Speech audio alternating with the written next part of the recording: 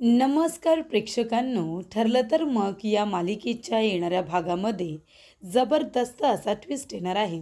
तर प्रेक्षकांनो, इथे रविराज काकांनी प्रतिमा आणि प्रियाची DNA टेस्ट करताच प्रियाचं सत्य आलं रविराज काकांच्या समोर. झाला खूप मोठ्या सत्याचा उलगडा. तर इथे हॉस्पिटलमध्ये प्रतिमाला रक्त देऊन सायलीने वाचवला प्रतिमाचा जीव. त्यामुळे इथे पूर्णाजीच्या मनामध्ये सायलीने पुन्हा एकदा आपली जागा निर्माण केलेली असते आणि त्यामुळे इथे आता पूर्णाजीने सायलीला सुभेदारांच्या मोठ्या सुनेचा मान देत घराच्या चाव्या तिच्या हातामध्ये सुपूर्द केलेल्या असतात. तर प्रेक्षकांनो, येणाऱ्या भागामध्ये आता जबरदस्त असे ट्विस्ट येणार आहेत. ते कशा पद्धतीने येणार आहेत आपण सविस्तरपणे बघूया. तर प्रेक्षकांनो, इथे आता प्रतिमा आणि सायली त्याचबरोबर रविराज काका यांचं बॉन्डिंग दिवसेंदिवस खूपच जास्त घट्ट होत चाललेलं असतं. तेच आता इथे प्रियाला बघवत नसतं. नागराज म्हणत असतो की हे बघ प्रिया, काहीतरी करावं लागेल, पण ह्या रविराज काकाला आणि त्याचबरोबर अर्जुनला एकमेकांपासून तोडावं लागेल. जेव्हा हे दोघेजण एकमेकांचे दुश्मन होते ना, तेव्हा त्यांना हरवणं आपल्यासाठी सोपं होतं. पण आता ते सगळेजण एकत्र आलेत आणि आता आपल्याला हरवण्यासाठी ते काहीही करू शकतात, पण आपण त्यांना कधीच हरवू शकणार नाही. तेव्हा इथे दोन वाघ जर एकत्र आले तर काय होईल तुला माहिती आहे ना. तेव्हा इथे महिपत चिडलेला असतो. कोर्टामध्ये ज्या पद्धतीने अर्जुनने युक्तिवाद करत इथे महिपतलाच त्याच्या केसमध्ये अडकवलेलं असतं आणि मधुभाऊंना निर्दोष सिद्ध केलेलं असतं. तिथूनच इथे आता महिपत आणि साक्षीची कसून चौकशीसुद्धा करण्यात येत असते आणि जर महिपतची कसून चौकशी झाली तर त्याला बरोबर माहिती आहे की त्याचे जेवढे इथे काळे धंदे आहेत तेवढे बाहेर पडतील. त्यामुळे इथे महिपत आता रागवलेला असतो, ते म्हणजे प्रियावरती आणि नागराजवरती. महिपत म्हणत असतो, काय गं चुचुंदरे, तुला त्या घरामध्ये कशासाठी पाठवले? त्या डॉक्टरबरोबर, त्या मूर्ख डॉक्टरबरोबर लग्न करून तुला त्या सुभेदारांच्या घरामध्ये ऐशो आरामात राहायला पाठवले? तुला त्याच्याबरोबर सुखाचा संसार करायला पाठवलं आहे का? ज्या गोष्टीसाठी पाठवलं आहे ते तू करतच नाही. अर्जुन आणि सायली हे दोघेजणं कशा पद्धतीने पुरावे गोळा करतायत, ते कोर्टामध्ये कशा पद्धतीने ते पुरावे सादर करणार, मला अडकवणार, माझ्या मुलीच्या विरोधामध्ये कशा पद्धतीने ते प्लॅनिंग करतायत, या सगळ्या गोष्टीचा तुला मी हिशोब ठेवायला सांगितला होता. या गोष्टीचा मी तुला आराखडा ठेवायला सांगितला होता. ते तू काहीच केलं नाहीस. ते तुला जमत नाही आहे. छोट्या छोट्या गोष्टींवरून तू त्या सायलीबरोबर भांडतेस, त्या अर्जुनबरोबर भांडतेस आणि जे काम तुला करायला त्या घरामध्ये पाठवले ते काम तू करतच नाही आहेस ना. आता तू जर त्या अर्जुनवरती लक्ष ठेवलं असतंस आणि जर शोधून काढलं असतंस की तो कोर्टामध्ये माझ्या विरोधात कशा पद्धतीने इथे पुरावे सादर करणार आहे, तर निदान मला काहीतरी करता तरी आलं असतं. पण नाही, तुझा मूर्खपणा नुसता इथे प्रॉपर्टीसाठीच आहे ना. आता तुला सुभेदारांची प्रॉपर्टी हवी, त्यासाठी अर्जुन माझ्या मुलीच्या विरोधात आणि माझ्या विरोधात कशा पद्धतीने पुरावे गोळा करतोय याच्याकडे तर तुझं लक्षच गेलं नाही, बरोबर ना. तेव्हा महिपतने आता प्रियाची कान उघडणी केलेली असते. तो म्हणतो, जर अर्जुनने एका केसमधून मधुभाऊंना निर्दोष सिद्ध केलं आहे, पण जर इथे विडलास मर्डर केसमधून जर त्याला निर्दोष सिद्ध केलं, मला किंवा माझ्या मुलीला इथे आता शिक्षा झाली, खास करून माझ्या मुलीला, तर मात्र मी तुला सोडणार नाही आहे. तुझा हा खरा चेहरा आहे ना, मी त्या सुभेदार आणि किल्लेदार सगळ्यांच्या समोर घेऊन येईन, ते सुद्धा पत्रकार परिषद घेऊन. कळलं का तुला? तुझ्या धमक्यांना कोण घाबरते गं? तेव्हा इथे आता प्रियाला चांगलं सुनावलेलं असतं. तिला सांगितलेलं असतं की यापुढे जर अशा पद्धतीने अर्जुनने पुरावे गोळा केले आणि त्याबद्दल तू आम्हाला काही टीप दिली नाही तर तुझं काही खरं नाही आहे. दामिनी देशमुखला सुद्धा अर्जुनने कोर्टामध्ये सगळ्यांसमोर तोंडावरती पाडलेलं असतं आणि त्याचबरोबर इथे रविराज काका कोर्टामध्ये सुद्धा प्रियालाच गप्प करतात आणि अर्जुन सायलीच्या सपोर्टमध्ये बोलत असतात. तेव्हा प्रिया इथे तोंडावरती पडल्यासारखी आता गप्प एका बाजूला बसलेली असते. त्यामुळे प्रेक्षकांनो इथे प्रियाच्या मनामध्ये सायलीबद्दल, अर्जुनबद्दल खूप जास्त तिरस्कार निर्माण होत असतो. नागराज म्हणतो काय करायचं, या दोघांना एकमेकांपासून कसं वेगळं करायचं. तेव्हा इथे प्रिया म्हणत असते की तसं पण अर्जुन एकटा सगळ्यांना पुरून उरतोय, पण जर इथे त्या किल्लेदाराचा सपोर्ट मिळाला तर मग पुरावे गोळा करण्यापासून ते युक्तिवादापर्यंत तो प्रत्येक गोष्टमध्ये त्याला सपोर्ट करेल आणि त्यामुळे त्याची केस अजूनच स्ट्रॉंग होईल. तेव्हा नागराज म्हणतो की असं काहीतरी केलं पाहिजे की दादा आहे ना, तो या गोष्टीपासून स्वतःहूनच लांब झाला पाहिजे. आपल्याला असंच काहीतरी करायला हवं. तेव्हा इथे प्रिया म्हणते की त्याचा विकनेस काय आहे, तर किल्लेदाराचा वीक पॉईंट आहे प्रतिमा. आपण जर प्रतिमाला काहीतरी दुखापत केली ना, तर रविराज काका आपोआप अर्जुनपासून दूर होतील असं प्रियाला वाटतं. तेव्हा ती म्हणते की ठीक आहे नागराज काका, आपण एक काम करूया, प्रतिमाला असं काहीतरी त्रास देऊया की ती घरामध्ये असेल आणि त्या रविराजचा पूर्ण दिवस तिच्या आजूबाजूला जाईल. आपण तिला हॉस्पिटलला पोचूया. ज्या पद्धतीने मी तिला वेडं करण्याचा प्रयत्न केला होता ना, त्या पद्धतीने आपण तिचा अपघात घडून आणायचा आणि ती पूर्णपणे आता बेडरेसवरती असली पाहिजे. ती बेडवरून उठलीच नाही पाहिजे, अशा पद्धतीचा तिचा अपघात झाला पाहिजे. तिचा पाय किंवा हात असा पूर्णपणे लटका झाला पाहिजे, असं इथे आता प्रिया ठरवते. कारण रविराज काकांचा प्रियावरती एवढा जीव नाही आहे तेवढा प्रतिमावरती आहे. म्हणूनच जर प्रतिमाला काही झालं तर रविराज काका ह्या केसपासून डिस्ट्रॅक्ट होतील हे प्रियाला बरोबर माहिती असतं. तेव्हा ती म्हणते की प्रतिमावरती लक्ष ठेवा.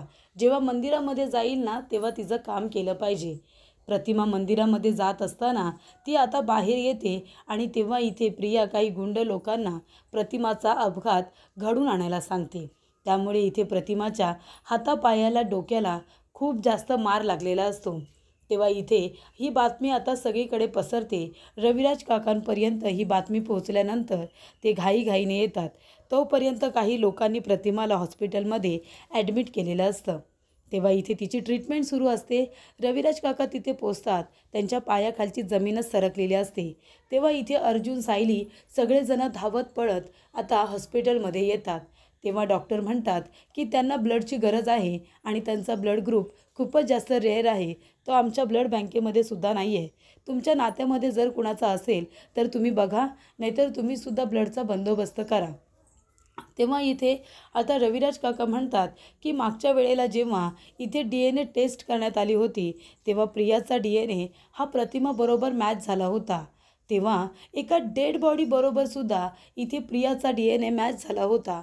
रविराज काकांना पटकन ती गोष्ट क्लिक होते की ती डेड बॉडी जर प्रतिमाची नव्हतीच, तर त्या डेथ बॉडीबरोबर इथे प्रियाचा DNA मॅच कसा झाला, तो रिपोर्ट कसा काय आला, या गोष्टीची शहानिशा रविराज काका करणार असतात. पटकन त्यांना ती गोष्ट हिट होऊन जाते आणि ते म्हणतात की तन्वी बाळा, जा, तुझा DNA हा तुझ्या आईचाच असेल ना, तेव्हा तू आता जा आणि तुझ्या आईला रक्त दे. तेव्हा ती म्हणत असते की बाबा मी. तेव्हा रविराज काका म्हणतात अगं असं काही करतेस, प्रतिमाची मुलगी आहेस ना तू, मग तुझा ब्लड ग्रुप आणि तिचा ब्लड ग्रुप दोघांचा ब्लड ग्रुप मॅच तर होईल ना, नाहीतर जा आणि तू चेक करून घे. तेव्हा सायली, अर्जुनसुद्धा तिला म्हणत असतात अगं तोंडाकडे बघत काय उभी आहेस, जा ना तू, तुझं ब्लड दे ना. तेव्हा इथे प्रिया आता कारणं देते आणि म्हणत असते बाबा मी खरंच दिलं असतं आईला रक्त, पण बघा ना माझी तब्येत किती बरी नाही आहे, मला स्वतःलाच किती बरं नसतं, मी एका वेगळ्याच ट्रॉमामध्ये आहे. तुम्हाला माहिती आहे ना बाबा, मी जर आईला रक्त दिलं तर काय होईल, म्हणजे दोघींनासुद्धा आम्हाला बरं वाटणार नाही, कारण तिचीसुद्धा तब्येत ठीक नाही होणार आणि माझीसुद्धा. मी एक आजारी मुलगी आहे. एका ट्रोमामध्ये असलेल्या मुलीचं रक्त मी कसं काय देऊ आईला. तेव्हा इथे सायली समजून जाते की प्रिया काही रक्त देणार नाही आहे. सायली म्हणते रविराज काका, तुमची काही हरकत नसेल तर मी प्रतिमा आत्याला रक्त देऊ का, मागच्या वेळेला मला जेव्हा रक्ताची गरज होती तेव्हा त्यांनीच मला दिलं होतं, आमचं मॅचसुद्धा होईल. तेव्हा रविराज काका म्हणतात की ठीक आहे. तेव्हा सायली जाते आणि प्रतिमा आत्याला तिचं रक्त देते आणि प्रतिमाचा जीव वाचतो. प्रेक्षकांनो इथे सायलीने आता वेळेवरती जाऊन प्रतिमाचा जीव वाचवलेला असतो. तेव्हा रविराज काकांना प्रियाचा खूप जास्त राग येतो. मुलगी असून तिला आईच्या जीवाची काळजी नाही आहे हे त्यांना कळतं आणि इथे आता सायलीबरोबरचं त्यांचं नातं अजूनच घट्ट होतो.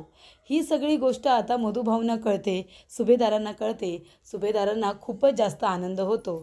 तेव्हा प्रेक्षकांनो, इकडे अर्जुनला आपल्या बायकोचा अभिमान वाटतच असतो, ज्या पद्धतीने सायलीला अर्जुनचा अभिमान वाटतो. तेव्हा इथे पूर्णाजीचे डोळे उघडतात. पूर्णाजी म्हणत असते की सायली देखावा करत नाही. जरी आम्ही सगळ्यांनी तिचा राग केला तरीसुद्धा तिने तिचा चांगुलपणा सोडला नाही. आणि आता ह्या वेळेला सुद्धा प्रियाने, तन्वीने स्वतःच्या आईला रक्त दिलं नाही, पण इथे सायलीने रक्त दिलं आणि माझ्या प्रतिमाचा, माझ्या मुलीचा जीव वाचवला. तेव्हा इथे प्रतिमा आत्या ही तर सायलीची ऋणी असतेच, पण रविराज काकांना सुद्धा सायलीने जे काही त्यांच्यावरती उपकार केलेले असतात त्याची खूपच जास्त जाणीव असते. तेव्हा इथे दोघेही आता सायलीबद्दलच बोलत असतात की सायली किती चांगली आहे. तिच्या चांगुलपणाचे सगळेजण आता गोडवे गात असतात, कारण मुळातच सायलीचा स्वभाव खूपच जास्त गोड आहे. तेव्हा इकडे रविराज काका विचारत असतात. तेव्हा प्रतिमा म्हणते, काय झालं, कसला विचार करताय? तेव्हा इथे आता रविराज काका म्हणतात की तुला तन्वीने रक्त दिलं नाही, सायलीने दिलं. पण नक्की आता ती आजारी आहे, ट्रॉमामध्ये आहे, हे कारण पुढे केलं आहे तेच खरं आहे की अजून काही गोष्ट आहे? रविराज काका म्हणतात की शोधून काढायलाच हवं. तेव्हा रविराज काका इथे आता प्रिया आणि त्याचबरोबर प्रतिमा या दोघींचे सॅम्पल घेऊन ते DNA टेस्टसाठी पाठवतात. तर इथे प्रिया ज्या वेळेला त्यांच्या घरी आलेली असते त्यावेळेला तिने जे काही केस विंचरलेले असतात, तिचे केस तिच्या इकडे फणीमध्ये अडकलेले असतात आणि ते त्यांनी सॅम्पल म्हणून काढून ठेवलेले असतात. आणि त्याचबरोबर प्रतिमाचे सुद्धा सॅम्पल घेऊन ते DNA टेस्टसाठी पाठवण्यात येतात. आणि तेव्हा प्रेक्षकांनो, तो रिपोर्ट आता लवकरच येणार असतं. तर इथे हे जो काही DNA रिपोर्ट करण्यात येत असतो हा लपून छपून करण्यात येत असतो, कारण रविराज काकांना शहानिशा करायची असते की प्रिया नक्की खरं बोलते की ती मला फसवते, ती आमची मुलगी आहे की नाही हे रविराज काकांना बघायचं असतं. त्यामुळे त्यांनी जी ही DNA टेस्ट करायची ठरवलेली असते ती कुणालाही न सांगता ते करत असतात. त्यामुळे प्रेक्षकांनो, इथे आता सत्य काय आहे ते सगळ्यांच्या समोर येणारच असतं. इथे पूर्णा जी सायलीची माफी मागते, ती म्हणत असते की सायली, जरी माझ्यामुळे, आपल्या घरातल्या सर्व लोकांमुळे तुझा खूपदा अपमान झाला, तुला सगळेजण घालून पाडून बोलले, तुझा इतका अपमान करण्यात आला, पण तू तुझा चांगुलपणा कधीच सोडला नाहीस. आणि म्हणूनच मी आता तुझे हात जोडून माफी मागते. तू प्रत्येक वेळेला प्रत्येकाचा चांगल्याचा विचार केलायस, प्रत्येकाची मदत करण्याचा विचार केलायस. त्याच्यामुळे आता मी तुला या घराच्या मोठ्या सुनेचे सगळे अधिकार देते. सुभेदारांची मोठी सून म्हणून तुला या घराच्या चाव्या मी आता देत आहे. आणि ज्या आता घरातल्या चाव्या पूर्णाजीने सायलीकडून काढून घेतलेल्या असतात त्या ती स्वतःहून आता सायलीच्या हातामध्ये देते आणि तिचा सून म्हणून स्वीकार करते. तेव्हा सायलीला खूप आनंद होतो. ती पूर्णाजीला माफी मागते. तर इथे सायलीने प्रतिमाचा जीव वाचवला म्हणून पूर्णाजीने सायलीला मोठ्या सुनेचे सगळे अधिकार दिलेले असतात आणि तिचा सून म्हणून स्वीकारसुद्धा केलेला असतो. त्याचबरोबर प्रेक्षकांनो, इथे रविराज काकांना प्रियावरती संशय आल्यामुळे त्यांनी पुन्हा एकदा DNA टेस्ट करायचं ठरवलेलं असतं. त्यामुळे इथे प्रतिमाचे सॅम्पल आणि प्रियाचे सॅम्पल हे त्यांनी आता DNA टेस्टसाठी दिलेले असतात आणि त्याचा रिपोर्ट येतो प्रेक्षकांनो. आणि रिपोर्ट आल्यानंतर इथे रविराज काकांच्या पायाखालची जमीनच सरकते, कारण इथे प्रियाचा खोटाडेपणा त्यांच्या समोर येतो. इथे DNA रिपोर्टमध्ये इथे प्रिया ही प्रतिमाची मुलगी असूच शकत नाही, ती नाहीच आहे असंच आलेलं असतं, कारण ती एक फ्रॉड आणि खोटाडी मुलगी आहे. हे सत्य जेव्हा रविराज काकांच्या समोर येतं तेव्हा सत्याचा उलगडा त्यांच्या उशिरा का होईना पण समोर आलेला असतो. तर इथे प्रियाने मला फसवलं, आमची मुलगी म्हणून आतापर्यंत घरामध्ये सगळीकडे राहत होती, मिरवत होती, पण ही तर आमची मुलगीच नाही आहे.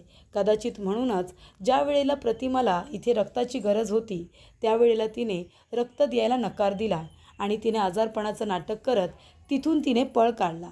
या गोष्टी आता समोर येतात तेव्हा संपूर्ण गोष्टींचा उलगडा रविराज काका आपल्या मनामध्ये करत असतात की कशा पद्धतीने इथे प्रिया सातत्याने त्यांच्याबरोबर खोटं बोलत आलेली असते, त्यांना फसवत आलेली असते.